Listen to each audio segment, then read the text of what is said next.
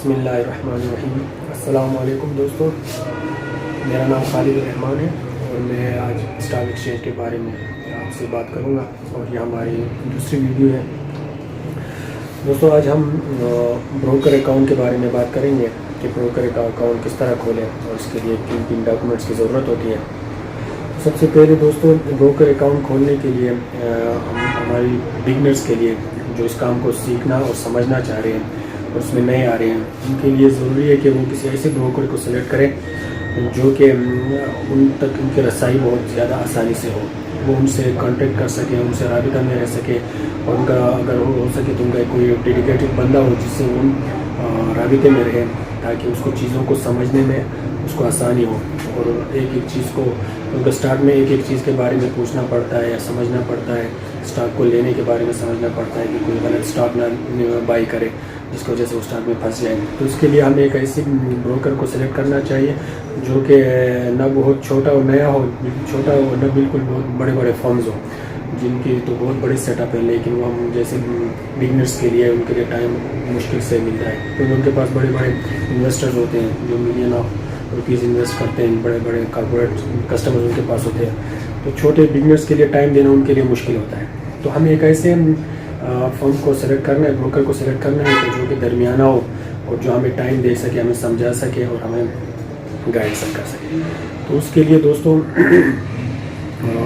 ہم آگے جا کے بات کریں گے کہ کس کو سلیکٹ کرنا ہے، کس بروکر کو سلیکٹ کرنا ہے۔ تو سب سے پہلے اس اکاؤنٹ کھولنے کے لیے بروکر کے پاس ہمیں کن کن ڈاکومنٹس کی ضرورت ہوتی ہے اس کے بارے میں ہم بات کریں گے کہ ہمیں کن ڈاکومنٹس کی ضرورت ہوتی ہے تاکہ ہمارا اکاؤنٹ بروکر کے ساتھ کھلے۔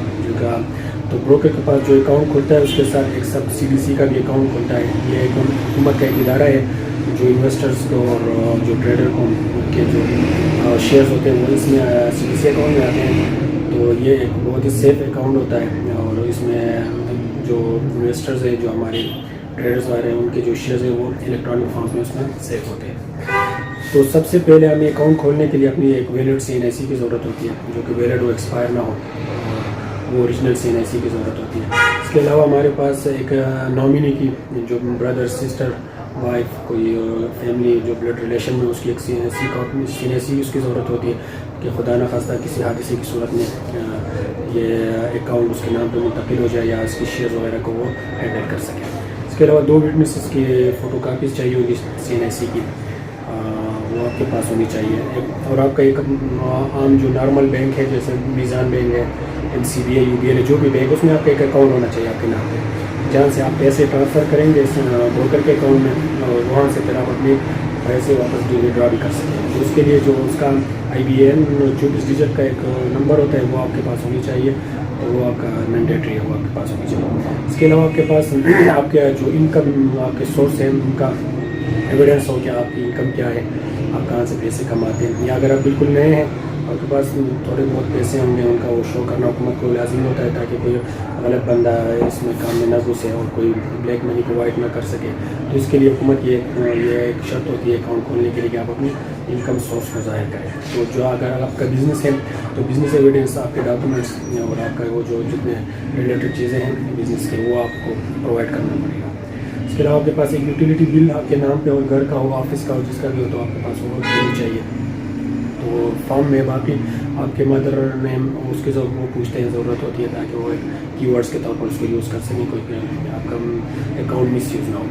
اور اس کے علاوہ آپ کو ایک چیک دینا پڑے گا آپ کو، کراس چیک آپ کے جو آپ کے پرسنل اکاؤنٹ ہے اس سے آپ کے بروکر اکاؤنٹ میں جو آپ کے انیشیل ڈپازٹ کے پیمنٹس ہیں وہ اس میں ٹرانسفر ہو سکے۔ تو منیمم 5,000 25,000 1 لاکھ جتنا بھی ہوتا ہے آپ دیتے ہیں وہ اس کے لیے کراس چیک آپ کی ضرورت ہوتی ہے۔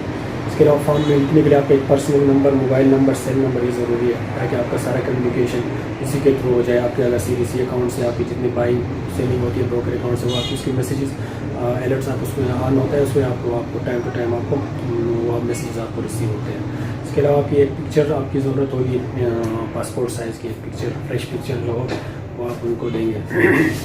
اس کے علاوہ زکوٰۃ فارم ایک ہوتی ہے وہ آپ ان کو مہیا کریں گے تاکہ وہ آپ کی زکوٰۃ کے بارے میں جو ڈیڈکشن جو چیزیں ہوتی ہیں اس کے لیے وہ فارم یوز ہوتا ہے، اس کو نارملی CZ50 فارم کہتے ہیں، اور وہ آپ کو وہ بھی پرووائڈ کرنا پڑتا ہے۔ تو پہلے تو یہ ساری چیزیں اگر جب آپ اس کو بروکر کو پرووائڈ کرتے تھے تو وہ آپ کو فارم بھیج دیتے تھے, اس پہ آپ سائن کر کے بھیجتے تھے تو آپ کا اکاؤنٹ کھل جاتا تھا.